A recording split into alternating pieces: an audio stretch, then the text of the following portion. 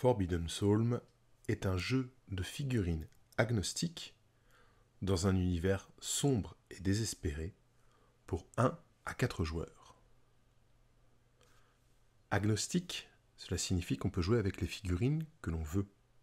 Il n'y a pas de marque dédiée et on va pouvoir trouver toutes sortes de figurines qui vont correspondre aux archétypes qu'on va retrouver dans le livre. C'est une forme de liberté totale sur les figurines que vous voulez et pouvez utiliser pour jouer à ce jeu. Un univers sombre et désespéré puisque nous sommes dans un univers médiéval fantastique au bord de l'apocalypse, une apocalypse démoniaque, les portes de l'enfer s'ouvrent, l'enfer arrive sur Terre. Et un jeu pour 1 à 4 joueurs puisque il propose dans son mode basique un affrontement en 1 contre 1 comme quasiment tous les jeux de figurines existants. Il propose de pouvoir monter jusqu'à 4 joueurs sur la même table, chacun pour soi. Il propose de jouer en coopératif et il propose aussi un mode solo pour jouer tout seul. Le mage dément se cache dans son château, n'apparaissant qu'aux yeux de ceux prêts à le servir.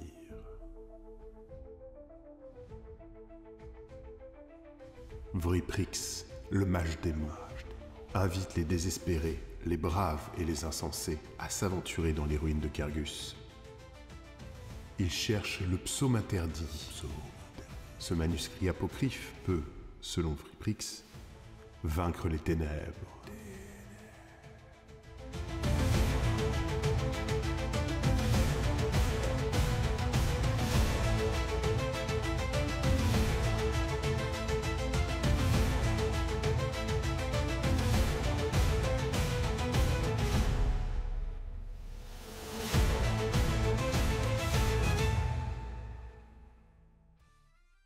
Pour pouvoir jouer à Forbidden Psalm, outre évidemment les figurines, les décors et la table de jeu dont vous allez avoir besoin, vous aurez besoin d'un mètre gradué en pouces ou en centimètres, puisqu'on donne l'équivalence.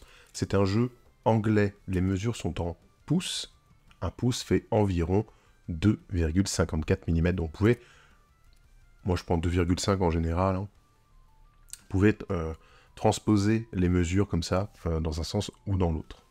Il va vous falloir des dés, et là ça va être des dés basés sur les dés de jeu de rôle. On va avoir des D4, des D6, des D8, des D10, des D12, des D20. Voilà. Surtout le D20. Le D20 va être très important pour jouer.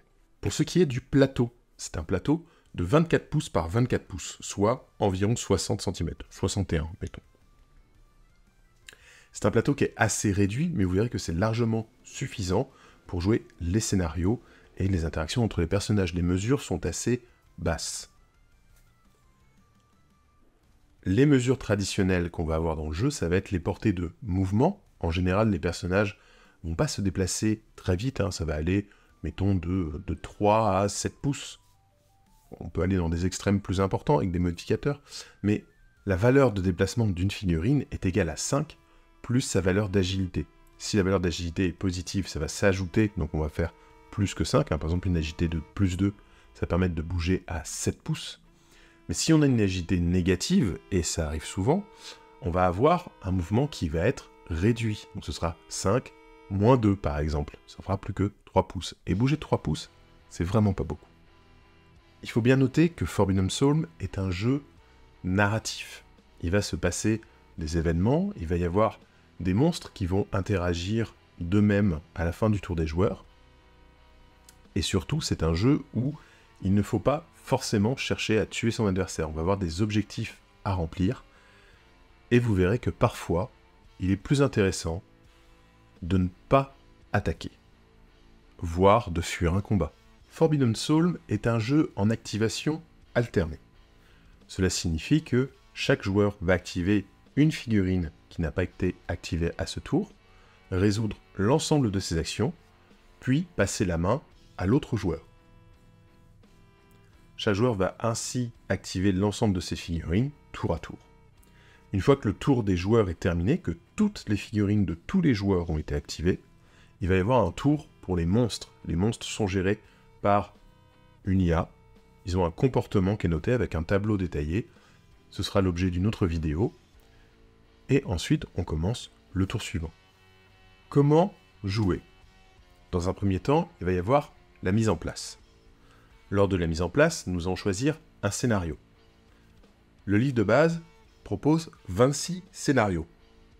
C'est une campagne à jouer de préférence dans l'ordre, mais si vous le souhaitez, vous pouvez extraire n'importe quel scénario pour le jouer comme ça. Il y a aussi une petite page qui explique comment générer aléatoirement un scénario. Cette page va être un peu à la façon d'un livre dont vous êtes le héros, quelques questions, et selon comment vous répondez, ça va générer une partie. Voilà. Ce sont des éléments provenant des scénarios existants dans le livre, que vous allez retrouver dans les questions pour générer votre propre scénario. Bien sûr, comme c'est un jeu extrêmement narratif, c'est un jeu qui invite aussi à créer des scénarios. Une fois que vous avez déterminé votre scénario, on va mettre en place la table. Le scénario propose les zones de déploiement, le déploiement des monstres, les emplacements des points objectifs, etc. Pour la mise en place de la table, il va aussi y avoir une petite mécanique sur la pose des décors. Il va y avoir entre 3 et 8 décors sur la table. Les joueurs vont poser tour à tour un décor. Mettez-vous d'accord après sur comment il fonctionne. Est-ce qu'on peut l'escalader? Est-ce qu'on peut passer à travers mais en réduisant le mouvement? Enfin, de manière très classique des jeux de figurines. Et une fois qu'un joueur a posé un décor, il lance un dé à 6 faces. Si le total obtenu en additionnant le dé et le nombre de décors déjà posés est de 9 ou plus, on arrête l'installation des décors. Sinon, le joueur suivant peut poser un décor avant de lancer le dé, etc., etc. Pour cette table de démonstration, j'ai posé 7 décors. Le scénario décrit les zones de déploiement, les joueurs vont se déployer tour à tour, et on va lancer l'initiative pour savoir qui commence. Dans le scénario, vous avez le nombre de tours qui est précisé. En général, ça va tourner autour de 5 ou 6 tours. Il peut y avoir des parties plus longues, ou des parties avec des conditions de fin de partie qui dépendent des événements, de ce que vont faire les joueurs sur la table. Par exemple, sauver quelqu'un, la partie ne s'arrête pas tant qu'il n'est pas mort, ou tant qu'il n'a pas été sauvé, qu'il n'a pas quitté la table. On va aussi pouvoir déterminer de la météo et des conditions pour la partie. Par exemple, voir s'il fait nuit, si c'est le petit jour, s'il pleut, s'il y a du brouillard ou un soleil de plomb. Voilà, donc on a une table sur laquelle on va jeter les dés pour savoir quel temps il va faire et s'il y a des événements qui vont se passer pendant la partie. Comment va se dérouler un tour? Vous allez voir, c'est très simple. On va commencer par lancer un dé 20. Chaque joueur va lancer un dé 20 et celui qui obtient le plus haut résultat aura l'initiative pour le tour et va donc commencer à activer un de ses personnages. Lorsqu'on active un personnage, il va pouvoir faire deux choses. La première est forcément un déplacement. Il peut se déplacer de la totalité ou moins de sa valeur de mouvement. Il peut choisir de se déplacer de 0. Mais il faut bien noter que le déplacement a toujours lieu avant son action. Après son déplacement, un personnage va pouvoir effectuer une action. Les actions sont attaque à distance, s'il possède une arme à distance. Toutes les armes à distance sont limitées à 12 pouces. Sauf mention contraire, il y a des armes qui vont moins loin. Mais de base, les armes de tir, les sorts, les effets divers et variés ont une portée de 12 pouces. 12 pouces, c'est quand même la moitié de la table. Il va pouvoir attaquer au corps à corps s'il est à portée, s'il est déjà engagé. Il va pouvoir utiliser un équipement, une vertu, ou lancer un sort. Il va pouvoir ramasser ou déposer un nombre quelconque d'objets ou de personnages morts ou sonnés qui sont à 1 pouce de lui. Il va pouvoir interagir avec un trésor ou un élément de scénario qui sont à 1 pouce de lui.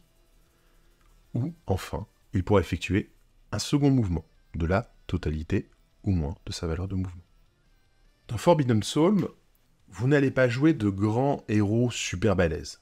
En tout cas pas au début. Vous allez jouer plutôt des gars un peu nuls. C'est un peu ce qui reste. Quand vous allez effectuer des actions, notamment une attaque, le seuil de difficulté de base, à moins qu'il y ait une mention contraire, est de 12 sur un dé 20. ça veut dire que déjà de base, avant même un quelconque modificateur, vous avez moins de 50% de chances de réussir vos actions. On lance donc le dé 20 et on va ajouter la caractéristique correspondante au test. Par exemple, si vous attaquez au corps à corps, on va regarder l'arme que vous utilisez, parce que selon l'arme, vous n'allez pas utiliser la même caractéristique. Une arme légère comme une dague par exemple, va utiliser l'agilité, alors qu'une arme plus lourde comme un marteau ou une Morgenstern, ça va utiliser la force. Et donc on va ajouter le modificateur de votre arme, de la caractéristique demandée par votre arme surtout, à votre jet de dés. Par exemple, un personnage qui aurait plus 2 en agilité va pouvoir lancer son dé, s'il attaque avec les dagues, ajouter son plus 2 d'agilité. En revanche, s'il avait que plus 1 en force et que c'était un marteau, il n'ajouterait que plus 1 à son résultat.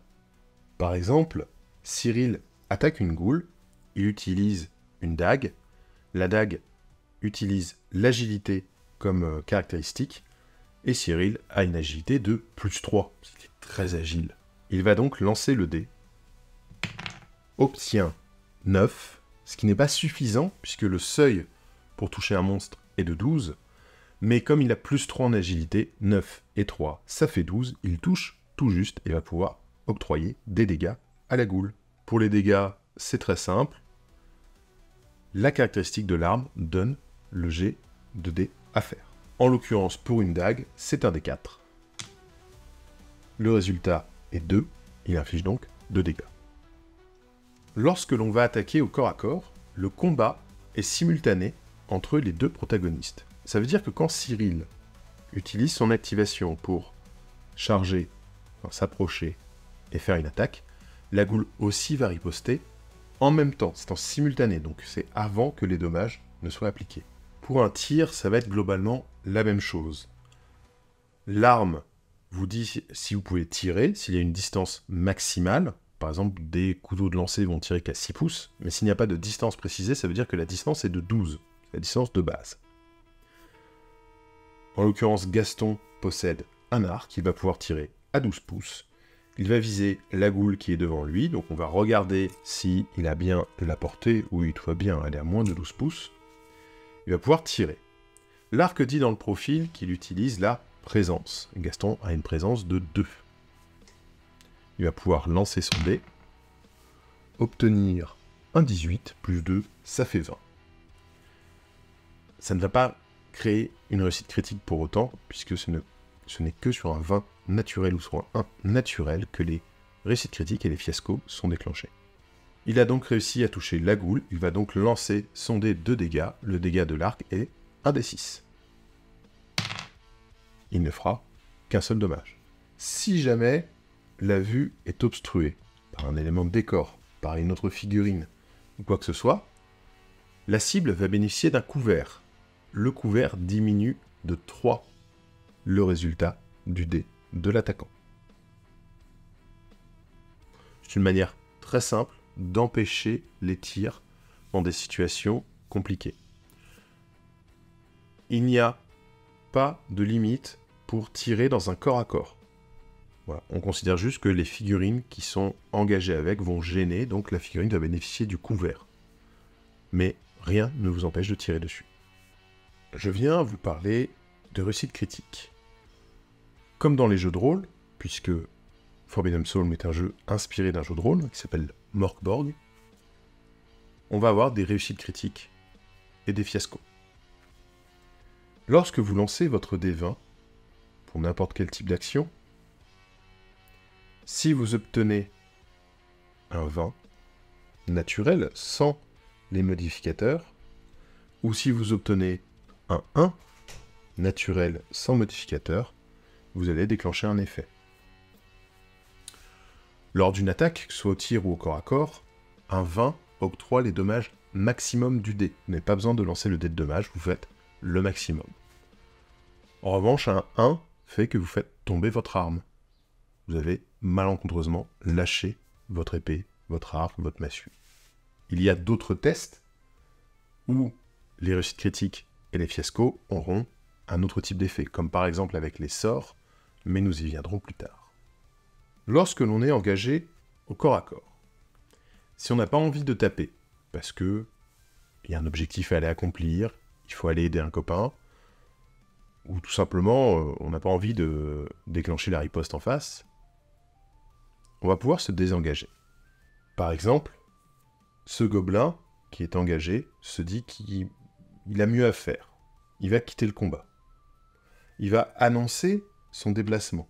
Mais avant de le réaliser, chaque adversaire à son contact va pouvoir faire un test d'agilité. La difficulté est toujours 12. Si un adversaire réussit ce test d'agilité, le gobelin ne peut pas se déplacer. Il va rester au contact. En outre, chaque combattant qui obtient une réussite critique à ce test va pouvoir lui porter une attaque gratuitement.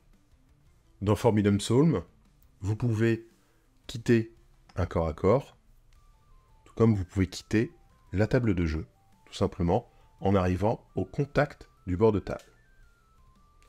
Un personnage qui quitte la partie de cette façon ne peut pas revenir en jeu dans les tours ultérieurs, évidemment.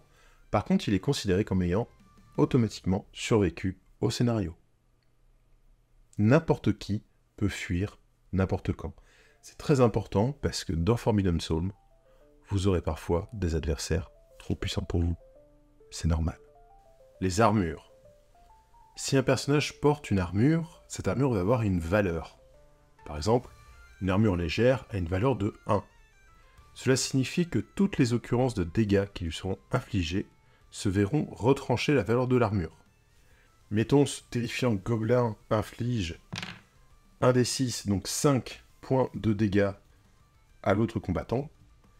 Si ce combattant dispose d'une armure légère, il ne subira que 4 dégâts. Voilà, c'est très simple. La valeur de l'armure est soustraite des dégâts infligés. Du coup, les dégâts peuvent tomber à 0. Lors d'un combat, si un personnage tombe à 0 point de vie, il va être sonné. Il n'est pas encore mort. Un personnage sonné ne peut plus agir, mais il peut toujours être soigné, donc il va se relever. S'il subit d'autres dommages, il sera tué, retiré du jeu et retiré de la fiche de bande. Mais il va y avoir 2-3 petites choses qui vont protéger un personnage sonné. Déjà, attaquer un personnage sonné va provoquer un test de morale. Ce n'est pas vraiment une bonne idée. On est dans un univers tellement sombre et tellement au bord de la folie que même achever un adversaire au sol peut vous mettre à mal. Les monstres vont ignorer les personnages sonnés, pour plutôt aller se précipiter sur les personnages qui sont encore debout. Et un allié peut parfaitement venir au contact et ramasser le copain pour une action. Il va donc le transporter, et pourquoi pas, fuir la table avec son ami sur les épaules. Pour pouvoir porter une figurine, d'ailleurs, il n'est pas précisé que c'est une figurine amie, on peut porter n'importe quelle figurine qui est sonnée, il vous faudra un score minimum de +1 dans la caractéristique de force. Je viens de vous parler du moral. Il va y avoir des tests de morale à faire dans plusieurs conditions. Si, comme je viens de l'expliquer, vous frappez un adversaire qui est déjà sonné, vous devrez faire un test de morale. Ou si vous subissez une réussite critique. Un adversaire vous attaque et obtient un 20 sur son dé. Il a une réussite critique, vous aurez un test de morale à faire. Test de morale, c'est un jet de présence, difficulté 12. Donc le seuil est de 12 ou plus, et vous ajoutez à votre jet de dé votre valeur de présence. En cas d'échec, vous vous déplacez de votre mouvement maximum à l'opposé de la source. Dans les tours suivants, au début de sa prochaine activation, il y aura un nouveau test de présence à faire. S'il est réussi, il agit normalement. Si c'est un échec, il continue à se déplacer du maximum de son mouvement vers le bord de table le plus proche. Si un personnage s'enfuit, fuit un corps à cause du moral, il n'y a pas de test d'agilité pour son adversaire et il n'y a pas de tentative pour l'attaquer en même temps. À la fin d'une partie, toute figurine sonnée qui reste sur le champ de bataille va devoir passer un test de survie pour voir si elle se remet ou si elle a été tuée. Le test de survie, c'est un test d'endurance de difficulté 6. C'est une difficulté qui est assez basse. Vous allez pouvoir garder vos personnages la plupart du temps. Si c'est un échec, le personnage est mort. Point. Vous l'effacez de votre liste de bandes et vous allez recruter quelqu'un d'autre.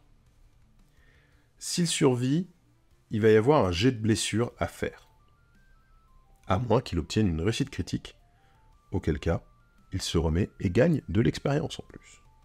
S'il se remet de cette façon, il va tout de même gagner une blessure, mais il gagnera aussi une nouvelle vertu.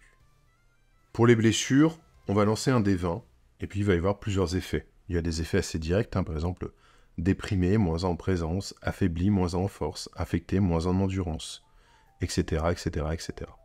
À 19, par exemple, apprendre de ses échecs, le personnage gagne une vertu supplémentaire déterminée aléatoirement. Ça, c'est très sympa comme résultat.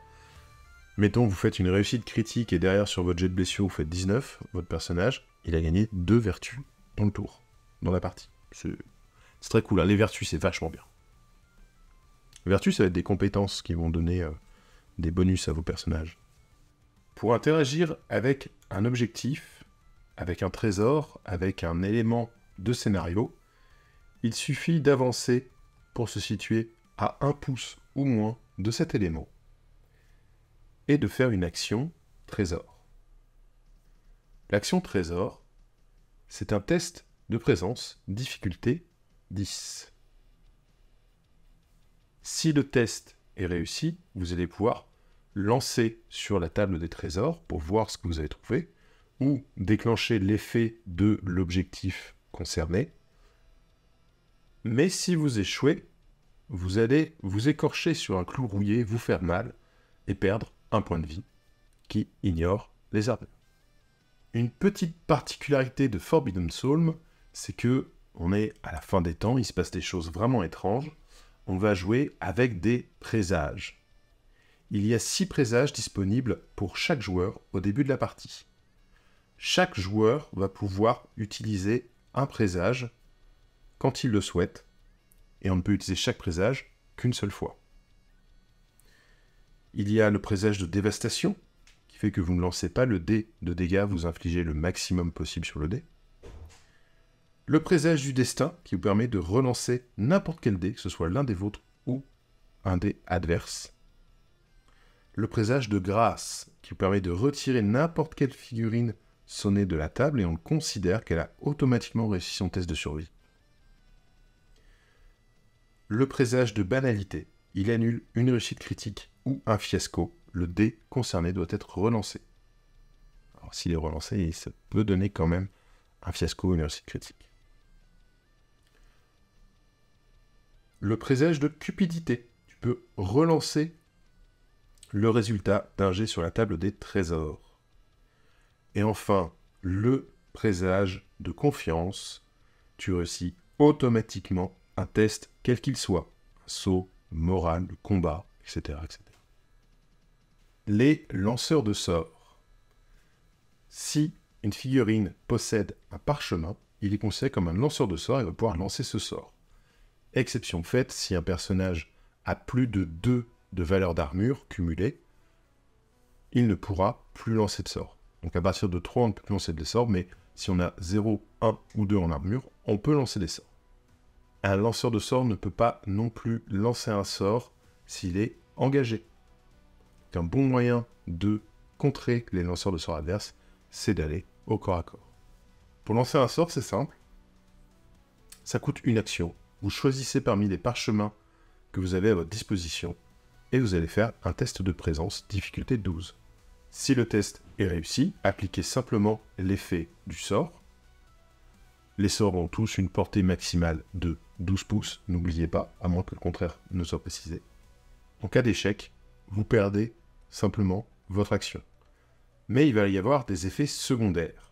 Si vous faites un échec ou une réussite critique lorsque vous lisez un parchemin, vous allez ajouter un point de tragédie sur votre fiche. Les points de tragédie sont conservés d'une partie à l'autre au cours d'une campagne. Lorsque vous faites un échec critique, vous allez lancer un dé 20 sur la table des calamités, auquel vous allez ajouter un point par tragédie sur votre feuille de lanceur de sorts. Puis vous effacez toutes les tragédies. Ça veut dire qu'il y a un contre-coup au sort. Vous allez pouvoir lancer des sorts comme vous voulez, mais il y a une sorte de coup qui va se mettre en place au fur et à mesure. Plus vous allez échouer à lancer des sorts, plus lorsque vous ferez un échec critique, ce sera dangereux, etc. Évidemment, la table des calamités, plus on descend vers le 20, plus c'est grave. Et surtout, les effets qui se déclenchent avec les calamités durent pour tout le scénario en cours. Voilà, globalement, ce sont les règles pour jouer. Vous voyez que c'est assez simple, c'est très accessible, et c'est surtout les scénarios qui vont apporter beaucoup de saveur. Il va y avoir des scénarios avec des objectifs très différents les uns par rapport aux autres, et avec des cas particuliers en fait qui vont se présenter. C'est un jeu qui a aussi beaucoup d'intérêt à être joué en campagne, avec l'évolution possible des personnages, les blessures, l'expérience, etc. C'est très intéressant. Dans le jeu en campagne, il va y avoir plusieurs petits effets pour modifier un petit peu la façon d'aborder le jeu. À la fin de chaque partie, on va suivre en fait plusieurs étapes. Gagner sa pitance. Si on a au moins un membre de la bande qui n'a pas été tué durant le scénario, on va gagner 10 piastres. Essayez de ne pas crever. Chaque personnage qui a été sonné pendant le scénario doit faire un test de survie, difficulté 6, ou mourir. S'il est réussi, il gardera des séquelles, comme on a vu juste avant. Ça fait mal, on va le lancer sur le tableau des blessures pour les personnages qui ont été blessés. Les blessures sont permanentes et s'accumulent. Un monde capitaliste. Vous pouvez maintenant vendre vos objets. Selon le moment du scénario, vous allez avoir plusieurs possibilités pour vendre vos objets. On vous rachète les armes, armures et objets pour la moitié de leur valeur, arrondi à l'inférieur. Ce qui ne vous tue pas. Chaque bande va gagner un point d'expérience par monstre tué, par trésor ramassé, par ennemi sonné, par test de survie réussi et par membre de la bande décédé. Vous rend plus fort. Pour 5 points d'expérience, on va pouvoir acheter des améliorations sur nos personnages. En fait, l'expérience va être commune à toute la bande, mais on va faire évoluer les personnages individuellement. Les améliorations possibles, ça va être d'augmenter de 1 une caractéristique, retirer une blessure, relancer un vice, on le relance, on ne l'enlève pas, ou gagner une nouvelle vertu au choix. Enfin, on peut tenter de ramener un seul personnage d'entre les morts, mais il reviendra avec un nouveau vice déterminé aléatoirement. Du sang neuf. À ce moment-là, si vos effectifs ne sont pas à 5, vous pouvez recruter gratuitement des nouveaux membres pour arriver à 5. Les membres arrivent sans équipement, c'est à vous de leur payer leurs armes, leurs armures, etc. À partir de la deuxième moitié de la campagne, vous allez avoir aussi la possibilité de vous acheter une chambre et de l'améliorer. Donc à chaque fin de scénario, vous allez pouvoir dépenser 50 piastres pour acheter une des améliorations disponibles. Il y a un système de points à la fin de la campagne pour savoir qui est le plus balèze. On a 5 points par personnage ayant survécu à toute la campagne, donc personnage qui est là depuis le début. On a +1 par relique qu'on a trouvé. On a plus 10 si on a retrouvé toutes les lignes du psaume interdit, c'est quand même le but de la campagne. Et on a plus 10 si on a Oxy le Chapalu. Mais ça, je vous en parlerai une prochaine fois. Voilà, on a déjà fait le tour des règles de Forbidden Psalm. Elles sont vraiment pas compliquées, c'est une toute petite partie dans le livre de règles. Le livre de règles, la partie vraiment règles, elle fait moins de 20 pages. Comprenant l'explication sur c'est quoi un dé, etc. quoi. Donc, les règles elles-mêmes sont très très simples. Ça va être ensuite les équipements, les améliorations, les vices, les vertus, etc. qui vont apporter beaucoup de saveur à vos personnages. Du coup, on va faire un petit résumé de ce qu'on a dit. C'est un jeu en activation alternée. Chaque joueur va jouer une figurine, résoudre un mouvement, puis une action. Action qui peut être une attaque au corps à corps, une attaque au tir, lancer un sort, interagir avec un objet sur la table, soit un objectif, un personnage sonné, une arme, par exemple, si on peut jeter des armes aussi, on peut balancer des trucs. Si on fait tomber son arme et tout, on peut ramasser l'objet au sol. Tous les tests, à moins que le contrat ne soit mentionné, ont une difficulté de 12, donc il faut faire 12 ou plus sur un des 20. Lorsqu'on est en combat, on va attaquer en ajoutant une valeur liée à notre caractéristique par rapport à l'arme qu'on utilise. Donc certaines armes utilisent la force, d'autres l'agilité, d'autres la potence, etc. L'adversaire réplique en même temps. Toujours. Toutes les portées sont de 12 pouces maximum. Quand c'est moins, c'est précisé. On peut se désengager, mais l'adversaire a le droit de faire un test d'agilité. Et en cas de réussite, on est coincé. Et s'il fait une réussite critique, il nous tape. Voilà pour les règles vraiment d'activation qui sont extrêmement simples. On est dans du jeu de figurines classique. Je me déplace, je fais une action, on mesure en pouces, on va dans la direction qu'on veut, on le voit à 360. C'est d'activation alternée. Tout est très simple. Ce qui va être particulier, c'est que une fois que tous les joueurs ont fini leur activation, il va y avoir l'activation des monstres. Et ça, je vous en parlerai dans la vidéo suivante.